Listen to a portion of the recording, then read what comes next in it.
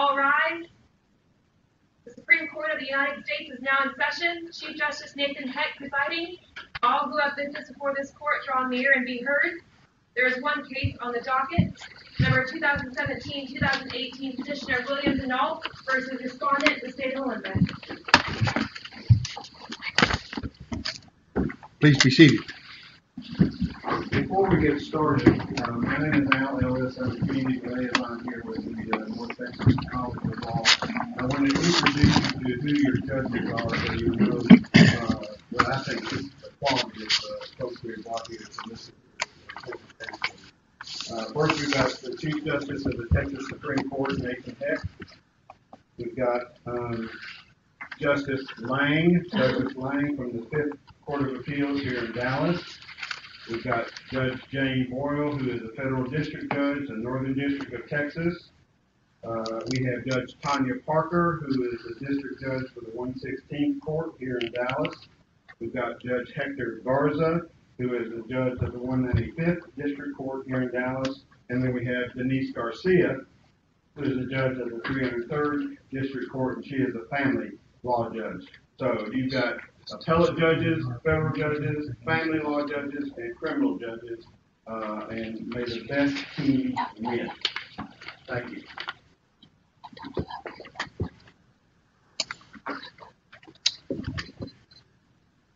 We'll hear argument in 2017-2018, Denault versus the State of Olympus. Mr. Engel, we'll begin with you.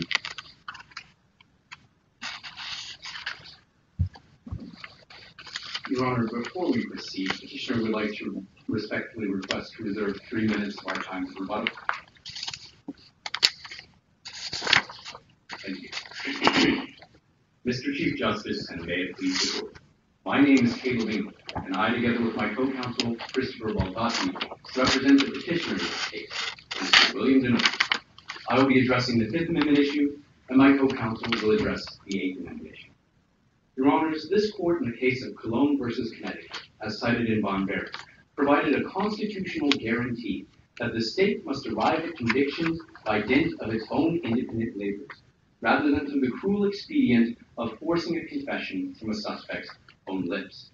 It's for that reason that we ask this court to overturn the ruling of the Olympus Supreme Court and declare the FDME facially unconstitutional. To this end, we offer 2 points of argumentation. First, that the FDME is the functional equivalent of express questioning.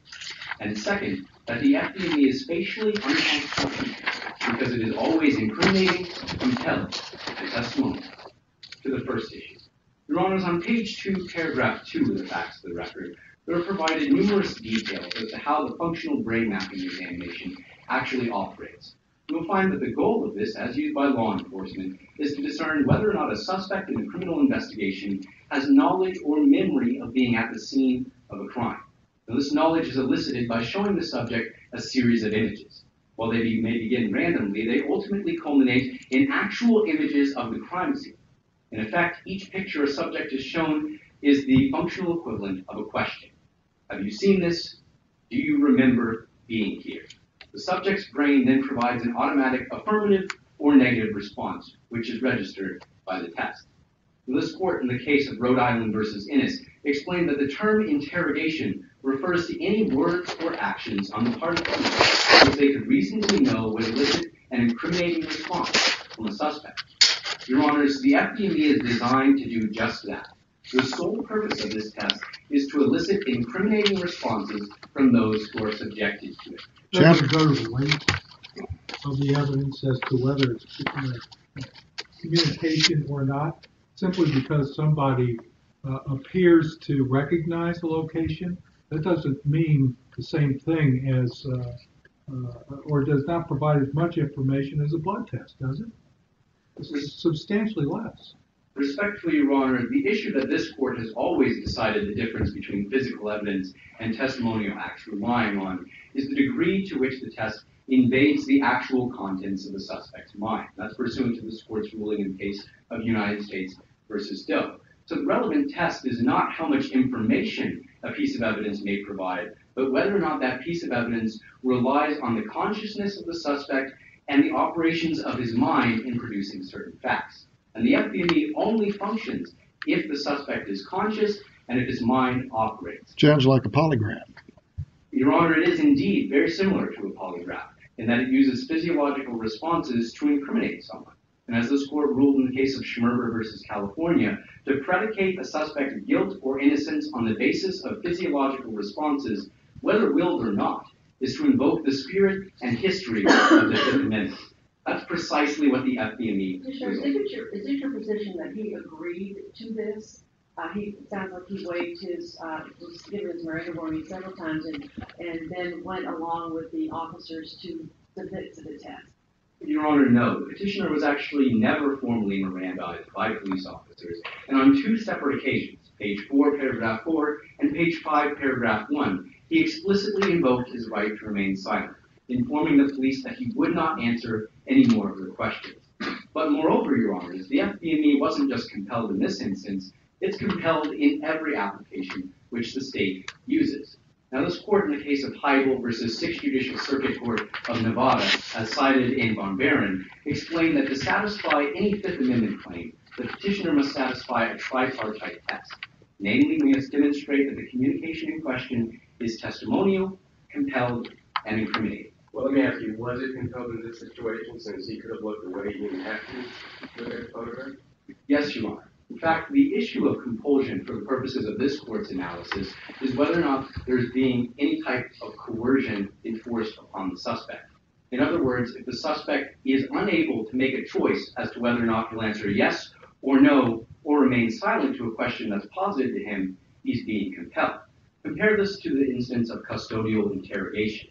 The issue of compulsion in a custodial interrogation is not whether the suspect must sit in the room, but whether or not he's able to choose what his answer to the question posited to him will be. In the same way, the issue of compulsion with the FBME is not whether or not Mr. Deneau had to sit in the room or have electrodes hooked to his head, but whether or not he could choose to answer yes or no, or choose the silent option. Was he in custody? Your Honor, he was not explicitly in police custody. However, this court ruled in the case of Estelle versus Smith that the term custody refers to any instance in which the suspect's freedom of movement has been substantially mitigated by police. And in this instance, the suspect made very clear that he was uncomfortable with the nature and the direction of how the police officers were treating him, which seems to indicate that for the effective purposes of what this court considers custody, he was, for his perceptions, within custody, which is...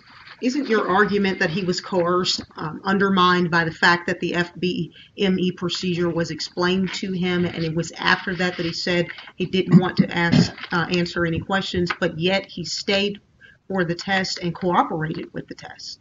Your Honor, first, the state had obtained a warrant to require Mr. Deneau to submit to the FBME. But moreover, Mr. Deneau, we contend, did not fully understand the implications or the nature of the test about to be administered. The state's technicians informed him that the test was purely procedural, much like taking a fingerprint. Your Honors, let me be clear. There is nothing procedural about a test which is so invasive that the agents of the state believe they need to obtain a warrant to even conduct it. The police officers in the room knew the nature of the FBME and the evidence which it would produce. But you need a warrant for blood. Yes, Your Honor, and that's because it's a Fourth Amendment search. But you're distinguishing the Schmerber case from the situation, correct? Yes, Your Honor. As non-testimonial in the Schmerber case. Yes, Your Honor, that's correct. Our argument as regards to the warrant merely goes to prove the invasive nature of the test which was administered to Mr. Deneau and the fact that it was inadequately explained to him. In fact, he was the only person in the room at that time who did not fully understand the nature of the test being administered and the type of incriminating evidence which it would derive from him, which makes him quintessentially the diluted instrument of his own conviction, which this court has prohibited. Even though you emphasize the warrant, is it not true that the officers asked him whether he would go down to the testing and that he voluntarily walked down there and he himself went? It was not under handcuffs or any other situation? Your Honor, I see I'm running out of time. You may answer. Thank you, Chief Justice. Your Honor, Mr. Deneau, actually, the police officers on page 4, paragraph 4, didn't necessarily ask him. They merely informed him, we would like you to go with us to take a test. Moreover, the issue of compulsion with the FBME is that the subject cannot exercise his will in choosing his answers, regardless of what the specific facts in this case are, which is why we ask this court to find this an unconstitutional violation to the sanctity of the American citizen's thoughts. Thank you. Any other questions? Thank you, Mr. Engel. Mr. Baldacci, we'll hear from you.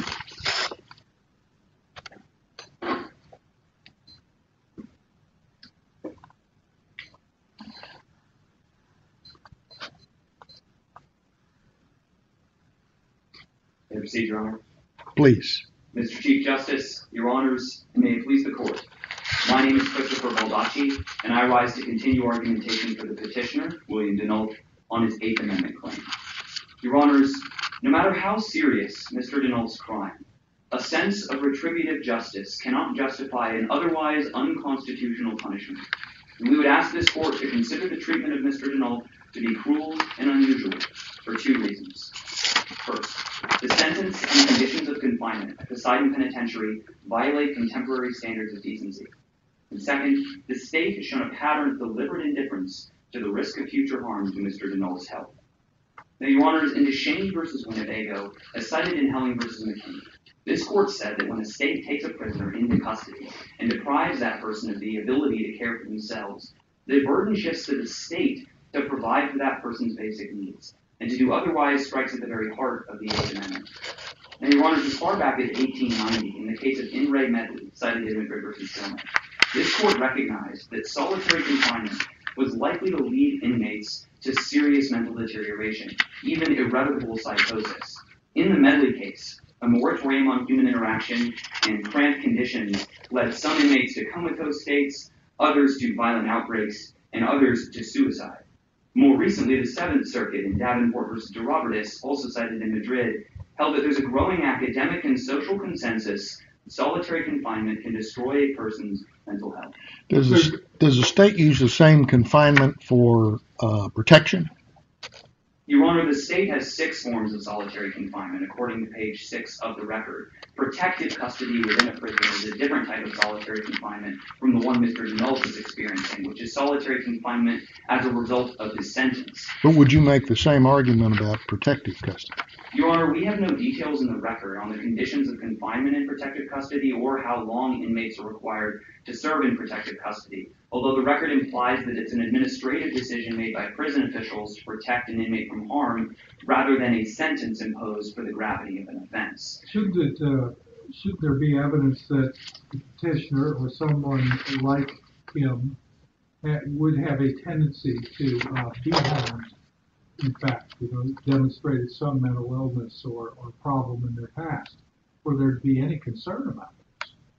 Your Honor, I'm quite unsure of your question, but if you're considering the mental health harm... Well, in the record it says that there was no evidence of any mental illness on his part, and shouldn't there be some evidence of that if we're going to be concerned about this type of confinement? Yes, Your Honor. However, there is evidence in the record of the mental state of Mr. Denault. It's on footnote 2 of the record on page 3, where expert witnesses for both the petitioner and the state concur that after 3 years in prison, Mr. Denault is already exhibiting 2 signs of major depression. Is this like a constitutional injury, or is this something you think he had going in? Is this the injury that you think caused as a result of a constitutional violation? Yes, Your Honor. We're contending that the conditions of confinement are likely to lead to a harm to Mr. Denault, which is significant enough to warrant Eighth Amendment scrutiny. Is this a new standard from the Eighth Amendment standards in this context before that you're asking for? Not at all, Your Honor. This court held in Wilson v. Cedar, as cited in Hudson v. McMillian, that deprivations of the minimal civilized measure of life's necessities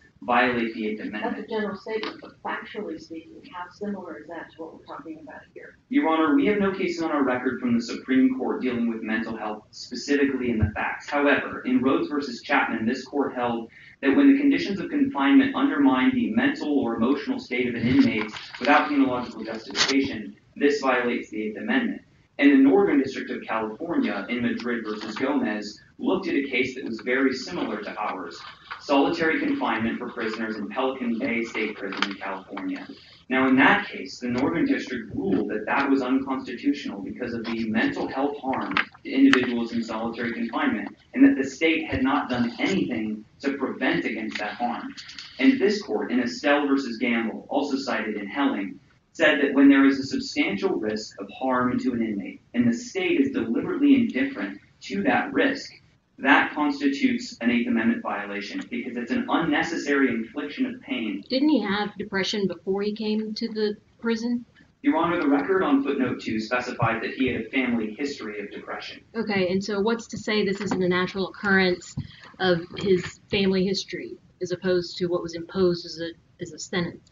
Well, Your Honor, the Northern District in the Madrid case found that people with family histories of mental illness placed in solitary confinement were at a significantly higher risk of serious psychological disorders. In fact, they likened it to placing an asthmatic in a room with little air to breathe.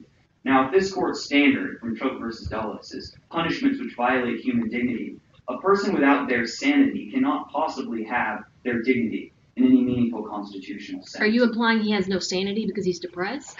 Your Honor, we're arguing that the conditions could lead to Mr. Denault's insanity. And admittedly, right now, he's showing only the early signs of depression.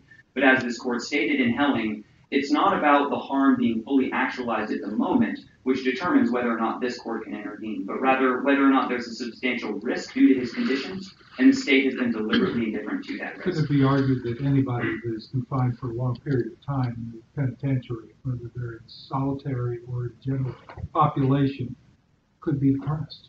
It's possible, Your Honor, which takes us to the second component of any Eighth Amendment challenge, which is the state's response to the risk. A simple medical risk may not be unconstitutional, but when the state knows of that risk and then takes no measures to ameliorate that risk, that's the type of wanton or unnecessarily infliction of pain that this court talked about in Gray versus Georgia. Is this going to turn the whole concept of the SHU, as we call it, segregated housing units, is that going to turn it on its head? If you start interfering in the prison, because they have their own considerations, as the Chief Justice was mentioning, that they have to balance in this regard, right? Absolutely, Your Honor. And you're correct that this court has given deference traditionally to states and administration. But this court also held in Cruz versus Beto, cited in Brennan's concurrence in Rhodes, that once this court determines that the harm or potential harm to an inmate is so significant as to constitute something that would be unconstitutional, this court has broad authority to regulate prisons to make sure that the conditions are constitutional. How can you argue that there's substantial risk and that the prison administrators do nothing in the face of that risk when, as here, you have 24-hour security guards who are monitoring them, who have the right to recommend them for mental health professional evaluation. They have 3 on-staff mental health professionals and a variety of other things that are available to deal with prisoners who have been referred for consultation with a mental health professional. Your Honor, there are 4 problems with the prison system that fail constitutional minima. The first is that Mr. Denault was not provided a pre-screening, either mental health or for his physical health, before he came into the prison. It's almost the definition of deliberate indifference for the state to not know his condition before they give him certain conditions. Moreover, the state, the prisoner, even though he's overseen by prison guards, page 9, paragraph 3 of the record indicates that these prison guards have no training in mental health issues whatsoever, even though they're solely responsible for referring Mr. Denault to mental health experts if his depression were to worsen. Moreover, they're not allowed to interact verbally with Mr. Denault. So if Mr. Denault were to suddenly contemplate self-harm or even suicide, it's unlikely that the guards are adequately trained to refer Mr. Denault. And third, even if they did refer him, there's no evidence in the record that there are actual psychiatrists on call at the Poseidon Penitentiary. Page 9 notes 3 mental health experts, but they only have a minimum of master's degrees in social work, not psychiatry. And there's no intensive psychiatric care available on site, and Poseidon refuses to transport any prisoners off-site. Combined with Mr. Denault's almost total isolation from other humans and lack of any meaningful human contact, this comes close to what this court said in Farmer versus Brennan, was locking away a prisoner and letting the state of nature take its course. In this case, who do you think could be put in solitary confinement? Your Honor, I see that I'm about to run out of time. May I briefly answer You your may question? answer this, please. Your Honor, we don't believe that solitary confinement placed on people with adequate mental stability, with safeguards protected around them, such as adequate medical care, adequate oversight, and meaningful human interaction, would lead to the type of harm here. But because Olympus has done none of those things on someone with a predisposition to mental illness, that violates the spirit of the Eighth Amendment. Thank you, Your Honor. Any other questions? Thank you, Mr. Baldacci. We'll hear from the respondents.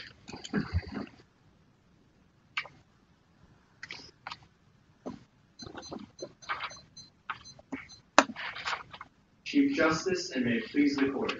My name is Henry Phillips, and I, along with my co-counsel Rebecca Lynn, represent the respondent, the state of Olympus. I will be addressing the first issue, the constitutional soundness of the FDME as used by the state of Olympus. Your Honors, this case is about a non-invasive technology which held Mr. Nolf accountable for his shocking violence while respecting his constitutional rights.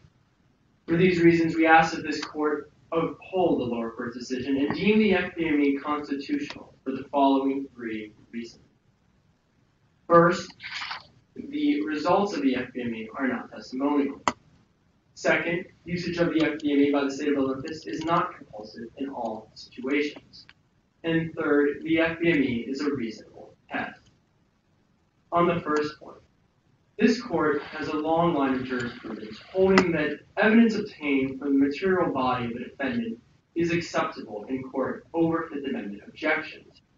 This dates back to Holt v. United States as cited by Justice Brennan's majority opinion in Schmerber v. California.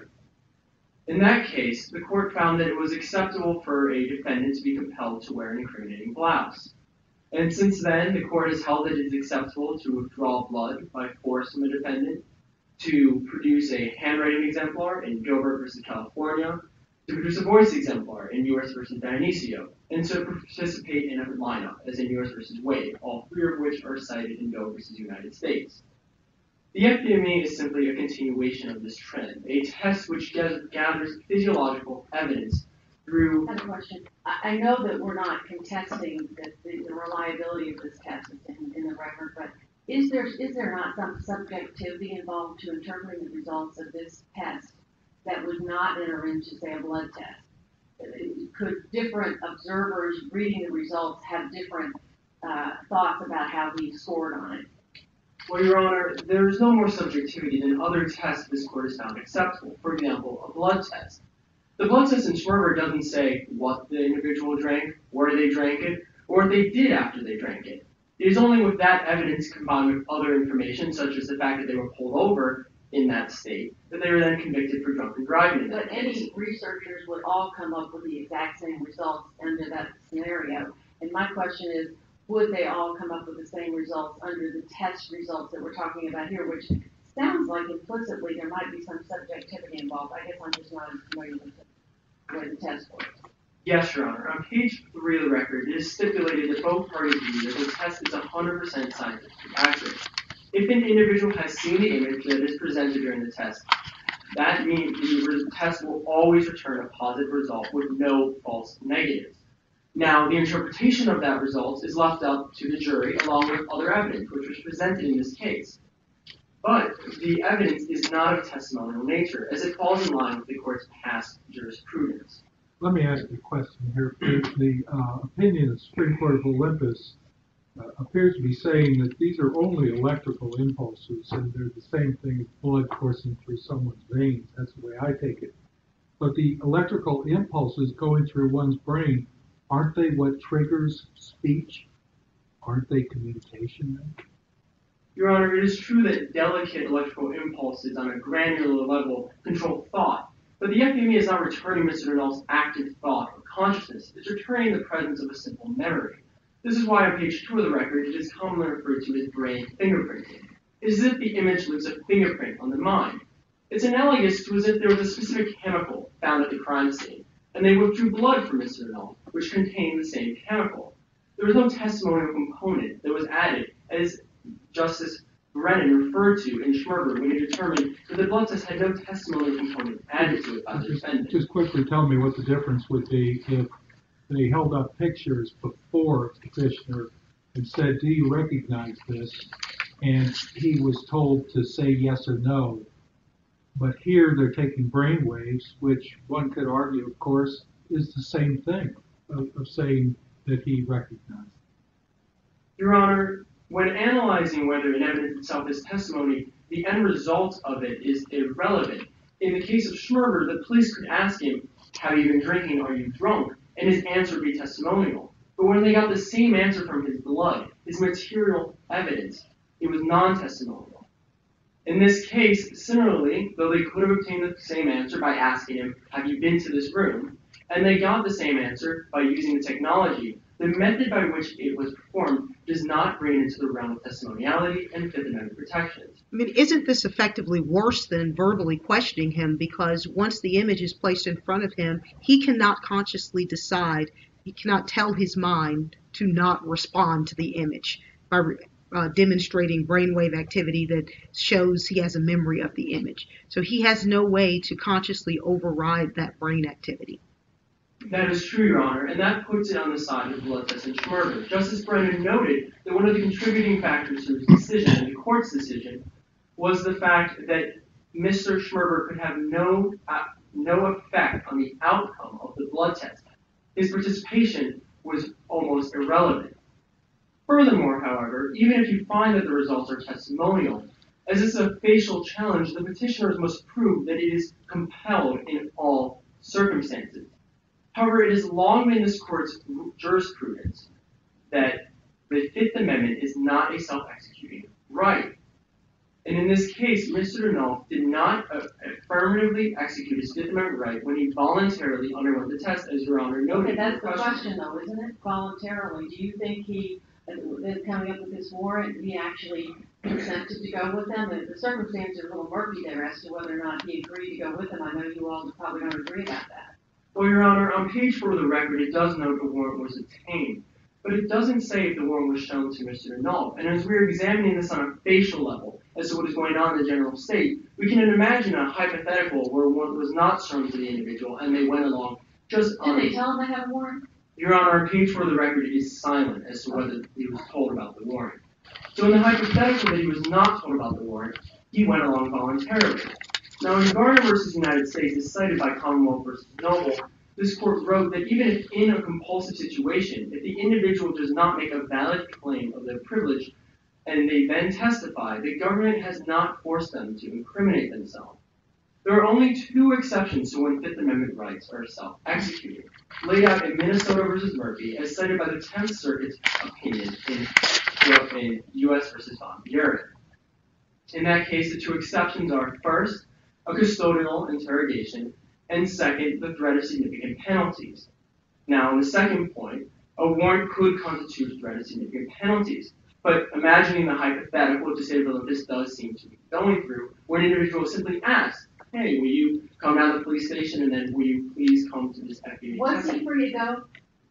Your Honor, there's nothing in the record to indicate that Mr. Denault was ever told he was under arrest, ever put in a locked room, or ever handcuffed. In fact, he walked along with the two officers several blocks and was never told he could not leave.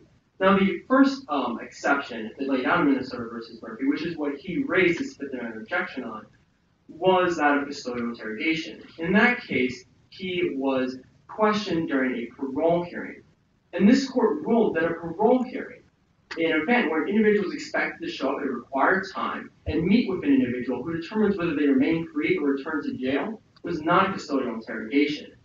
It would appear that if on one end of the spectrum is an individual under arrest in police custody, and on the other end of the spectrum is an individual in a parole hearing, that an individual who is asked to and voluntarily comes down to the police station for questioning would fall on the other side of a parole hearing, thus making his participation in the test voluntary. As noted on page 5 of the record, Mr. Denault underwent the test silently, displaying no outward signs of distress or discomfort. And this finally leads to the third point, the reasonableness of the test. In Schmerber v. California, after analyzing and finding that it was not testimonial, they still had to find that the test was reasonable, meaning that it was conducted by trained professionals in a medical setting and carried little risk of trauma or pain. As noted again on page 5 of the record, Mr. Knopf underwent it with no distress, and page 2 of the record notes that it simply involves the application of electrodes to the head. And on footnote 3, it notes that the entire FDME process took 30 minutes to complete from start to finish. How does it compare to a polygraph? Your Honor, the comparison to the polygraph is not applicable because the polygraph is trying to coerce an individual into telling the truth by using the results of the polygraph to affect their verbal testimony. But as the results of this are not testimonial, we ask that this court uphold the lower court's decision and rule it constitutional. How about a penile plethysmograph, which we discuss in U.S. v. Weber? Your Honor, may I answer? You may answer. Your Honor, the Ninth Circuit in U.S. v. Weber found 2 reasons that the plethysmograph was unacceptable, which should not apply today. The first was its lack of scientific accuracy. As experts testified, it is only around 50% accurate and susceptible to faking. The second was the physical invasiveness of it, as it involves the placement of devices on the individual's genitalia and requiring them to physically pleasure themselves. As noted, this test does not carry any level of intrusion near that. Thank you, Your Honor. Any other questions? Thank you, Mr. Filosa. Ms. Lynn, we'll hear from you.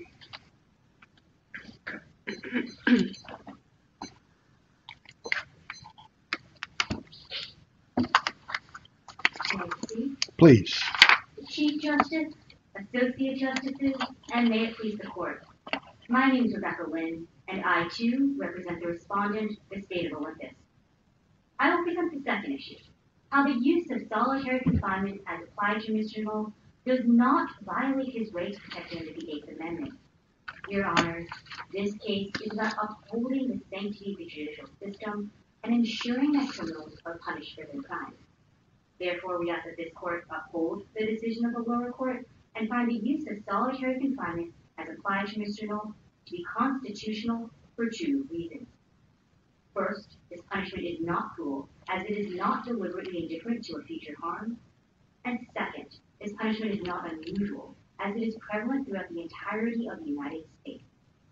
Turning to my first. Well, with regard to that comment, isn't Olympus the only place where this type of confinement is something that is done as a consequence of the crime that they committed as a part of the punishment rather than because of something that happened while they were incarcerated?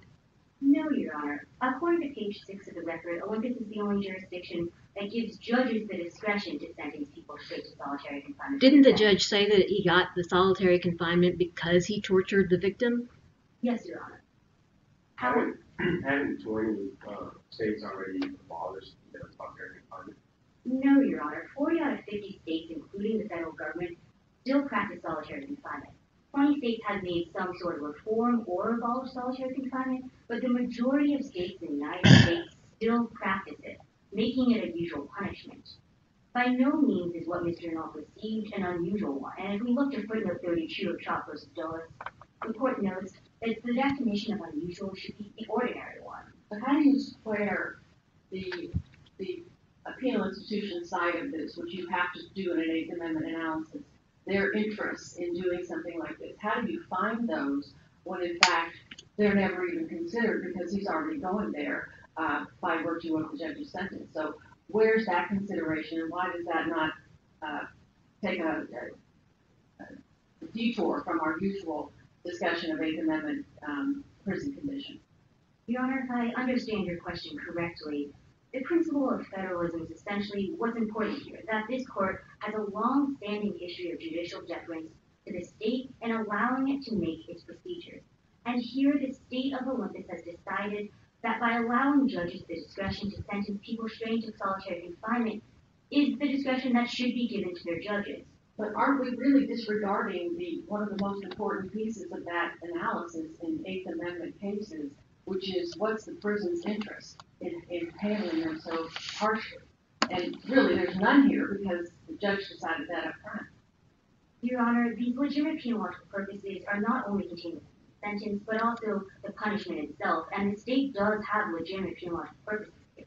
In Harlan v. Michigan, the court outlined 4 possible ones: retribution, deterrence, incapacitation, and rehabilitation.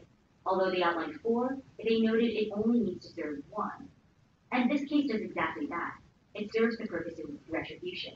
Mr. Denault committed a heinous crime of murdering and torturing a woman, and as a result, he was sentenced to the normal punishment in the state of Olympus.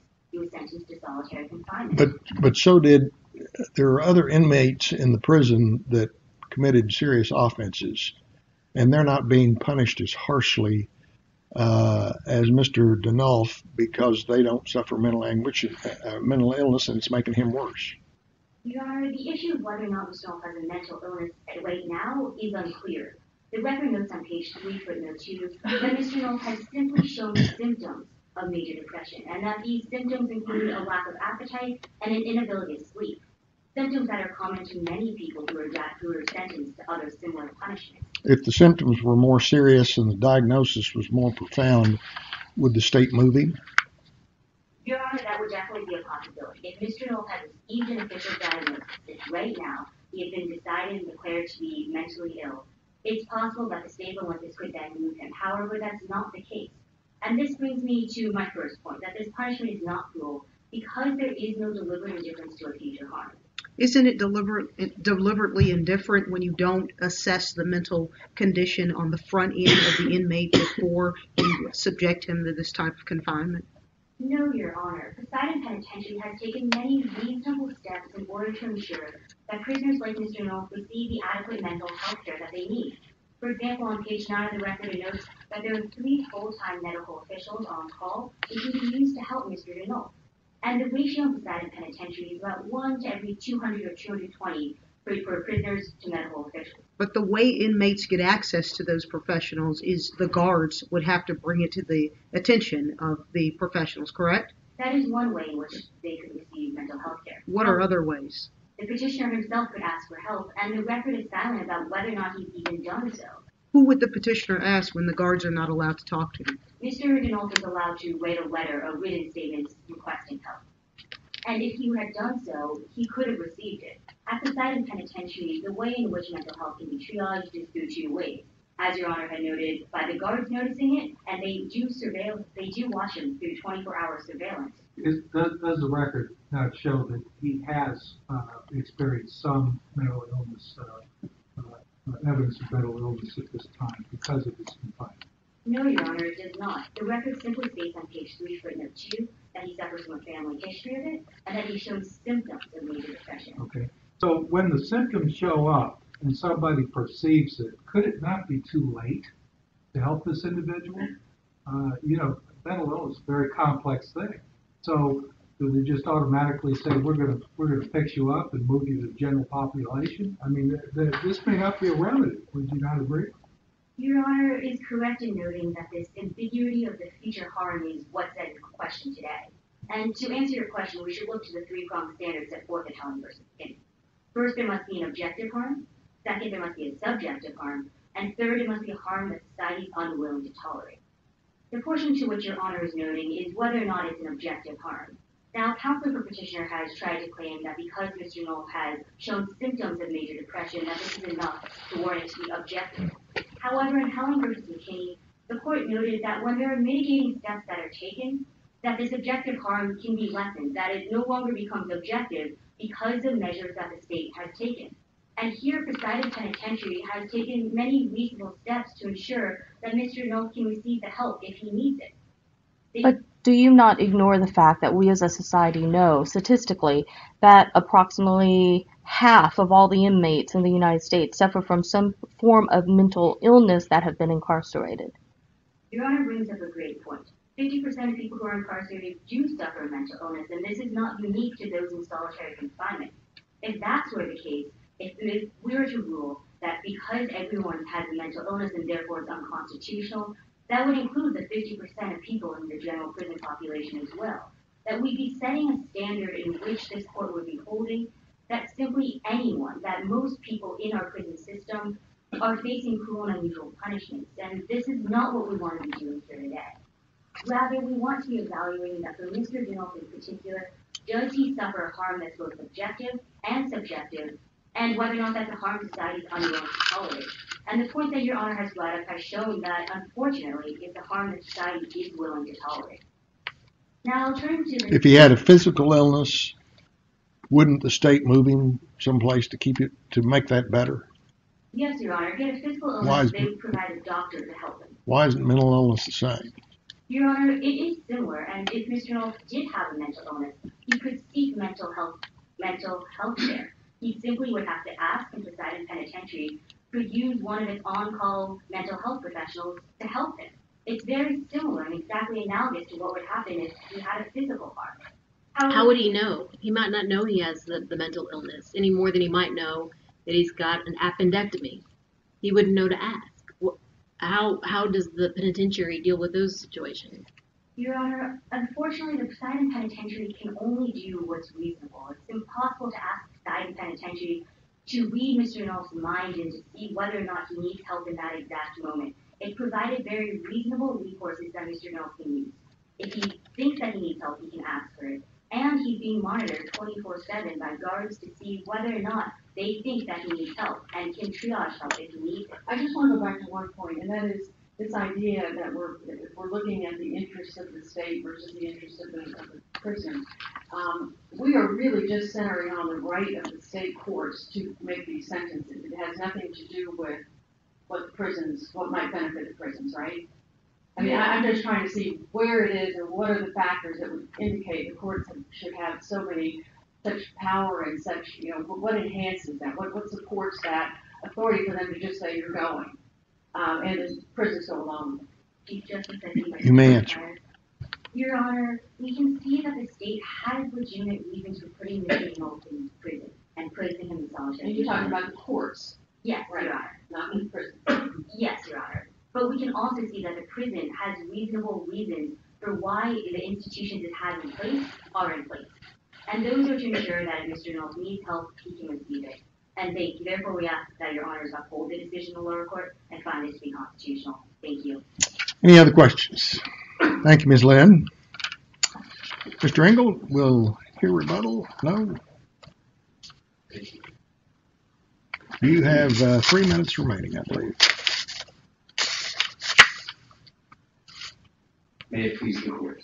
The FBME insults this court's respect for the inviolability of the human personality and violates what Justice Stevens and Doe called the right of every person to the security of his own thoughts. Your Honors, 2 points of rebuttal. First, respondent contends that the FBME produces physical evidence rather than testimony.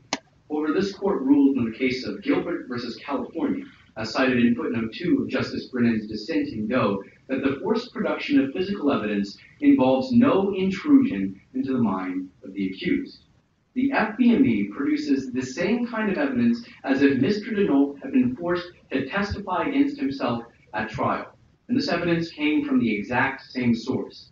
The only difference is that the state in this case denied him the option to remain silent.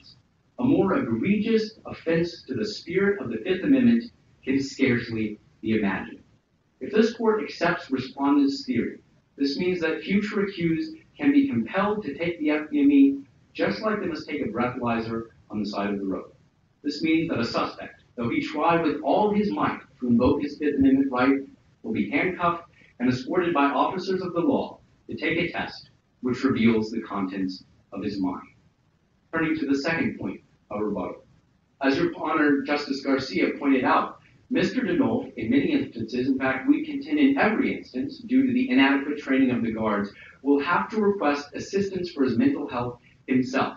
And this court has found that people who are suffering mental illnesses oftentimes aren't competent to recognize that they have this mental condition or to request it. And this is made even more difficult by the fact that he's not permitted any kind of verbal interaction with his guards. The Northern District of California found in the case of Madrid versus Gomez that to take a mentally ill person and place them in solitary confinement is the equivalent of taking an asthmatic and placing them in a room with little air to breathe. But prisons can't be hospitals. Your Honor, that is correct, but that also does not mean that the state can show deliberate indifference towards the apparent needs or the future needs of Mr. Denault. The fact that they placed him in almost uninterrupted solitary confinement for the next 30 years, with no medical pre-screening and no regular mental checkups, is a kind of deliberate indifference that rises to the level of criminal recklessness. Your Honors, In the 11 minutes that I've been speaking to you today, I've had more face-to-face human interaction than Mr. Denault will have for the next 30 years. If the sanctity of human dignity means anything, it is that this sentence is cruel, inhuman, and ultimately unconstitutional. Thank you. Any other questions? Thank you, Mr. Engel. That concludes the argument in Denault versus the State of Olympus, and the marshal will adjourn the court.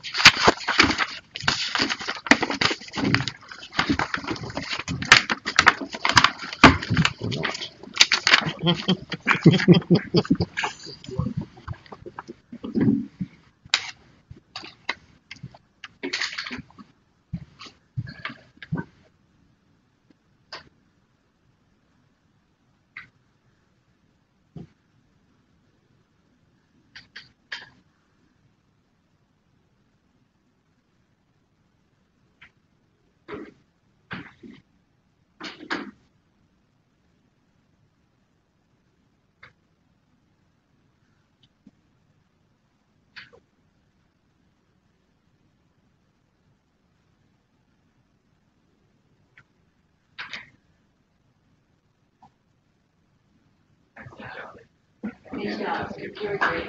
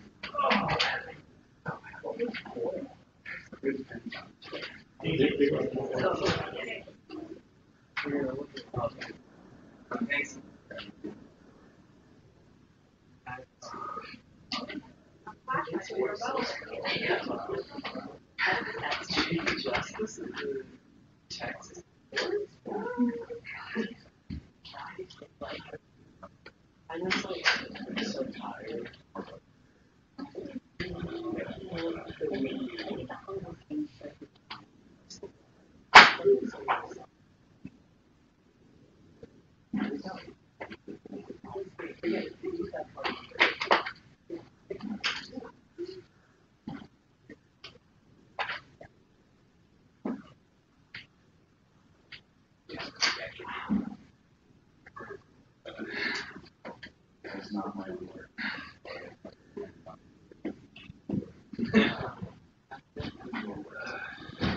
One job was more ready that one. By the way,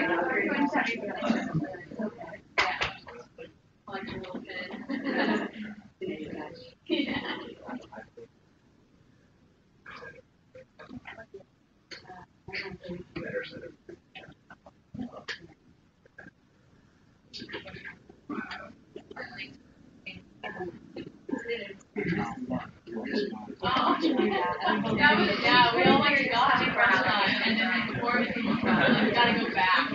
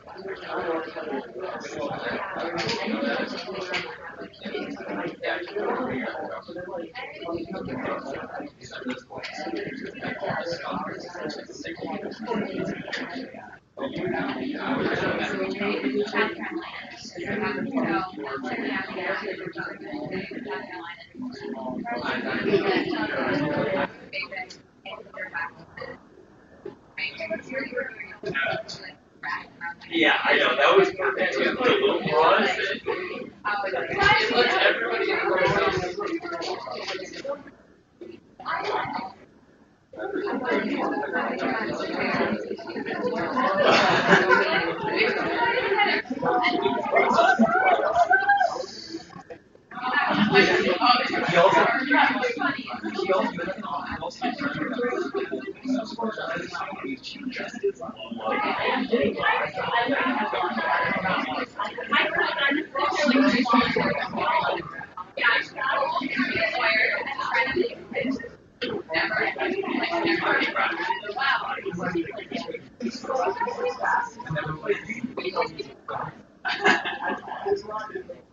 I'm sure you can't break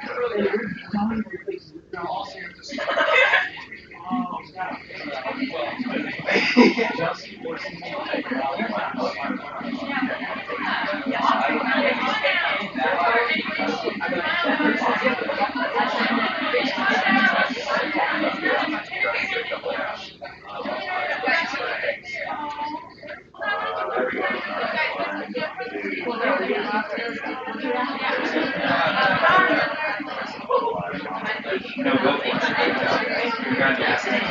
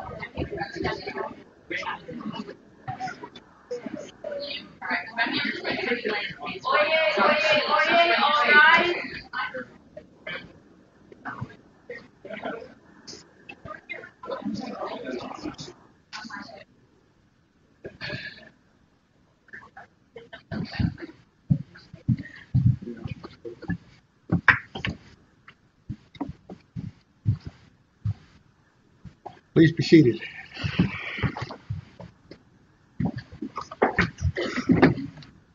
Well, as we were warned, it was an excellent presentation by all, but we thought we'd give you a few comments. Judge Garza, let's start with you. I thought you were all very impressive. You're all going to be inspired to be lawyers. You're all going to be great attorneys, great advocates. So you did an outstanding job. So congratulations to you. Come on board. Jane? We have a lot of prisoner litigation in federal court, and spent a lot of my career looking at these issues, and I kept picturing, they got a case here about the shoe, that segregated housing, and that is something that we have heard about for years. So I found it very interesting to hear you all argue different sides of issues that we have been listening to for a long, long time, and really, really do affect people's lives on a regular basis. So thank you for your excellence in advocacy. Okay. You all were really amazing. We were discussing with the Chief Justice whether he would waive the requirements for the bar for you all, but we're not able to do that. But we were really impressed. I'm a judge over a trial court, and I would be delighted to come out to this kind of advocacy every day. For each of you, I was thinking of one word, and I'll just go down completely unflappable. Unflappable is what I came away. Creative advocacy for you, really just in responding to some of the difficult questions that we were pressing you with. You all have a tough legal position. The more sympathetic legal position, I think, is over here. But the position notwithstanding, the advocacy was just impeccable on both sides. For you, it would be organized, and a second word, deliberate. You're very deliberate with responding to questions. And the word that just keeps coming to mind for you, Mr. Engel, is just amazing. I mean, really, just all around every category. I just thought you all did a fantastic job, and you were particularly amazing. Douglas? Thank you. Excellent argument. You would rank among some of the very best that we see in the Texas Court of Appeals. Just down the street, the ways. Well done. I have a couple of comments about, try to keep it to one for each of you. And we can always improve, and you guys are just extraordinary. You might think about the speed of talking. Depends on where you're from. But I grew up in the Midwest, and I get rolling pretty fast sometimes. Just have to think about tempo, and you're anxious. That comes with experience. You've obviously supported yourself very well. Responding to questions, you did a great job. And you got to always keep that in mind. Don't dodge it. Respond. If you don't know, say you don't know. But you did an excellent job on that. I would say, Mr. Engel, I like that closure that you've had more interaction with us than the petitioner's going to get during his sentence. I would be careful on saying that this process insults the court's respect and so on.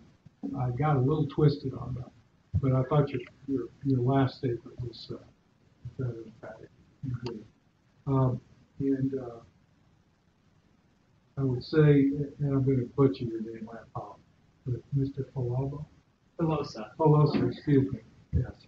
I thought it was great to this discussion about brain waves and blood are similar, and I think you came back on that and framed that very well. You were a little anxious sometimes. But Lord, when I argued on appeal, I was always anxious. Regardless of how many times you do it, if you don't have a little stuff going in your stomach, you're really not human.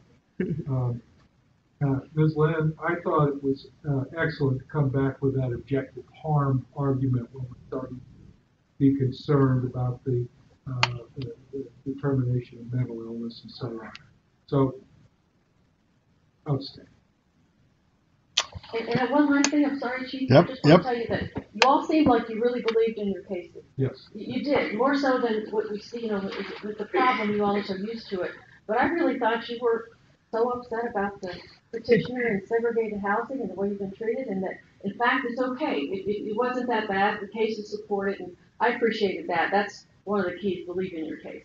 So, sorry. Judge Clinton? As a trial court judge, I have to say your knowledge of the facts and the grasp of the law was very impressive.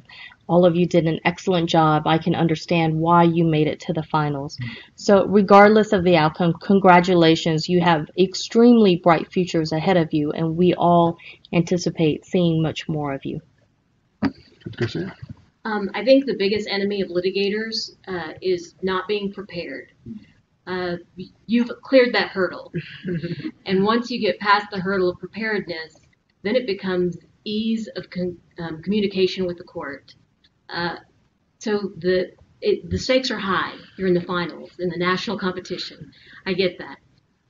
It would help a little bit if you calm down in the beginning instead of waiting to get into your argument. I loved your transitions. I loved the answers, taking the answers to taking the questions, answering them, and then moving to the next step. Y'all did that like it was mental judo. It was really amazing to watch. You're doing a great job. You have great futures. And I'll just echo what others have said, that preparation is so key to presenting a case in real life, not just here. You just got to know it backwards and forwards. And then you have to believe it. You have to, if you've got doubts about it, then those will come through. And so you really got to believe your position, and you all have had to argue both sides. So that makes it harder sometimes, but maybe it makes it easier too, because you can see the other side, which is the third thing, and that is not everybody sees it your way. And so you got to try to figure out where the holes are, what the weaknesses are, and address them in a very good way. But yes. Go ahead. Yeah. Well, no, I'm done. Yeah. Okay. I was just going to say, all of you have heard the mantra in real estate sales. It's about location, location, location. This kind of profession, what we do, it's about preparation, preparation, preparation. When you get tired, you just got to reach down and you've got to happen. You guys know that. Just keep that in mind forever. I know I speak for my colleagues when I say in a few years, if you continue on this path, come see us. We would love to have you in court. It's a great privilege for us to be part of something that is so instructive and goes so far toward building careers and lives, and it was a pleasure to be here. We're especially glad to be on the campus of the University of North Texas Dallas College of Law, which has worked really hard to do a lot of good here for legal education in Texas, and we're very proud of it. Chief, may we know where they're from? Yeah, if that doesn't. Yes. Mr. Flosen? We're from the University of Chicago. Wow, great place. We're from Patrick Henry College. Mm-hmm. Congratulations. Well done. Wonderful. We'll take some pictures. You would please thank me and all the chief justices for their time today.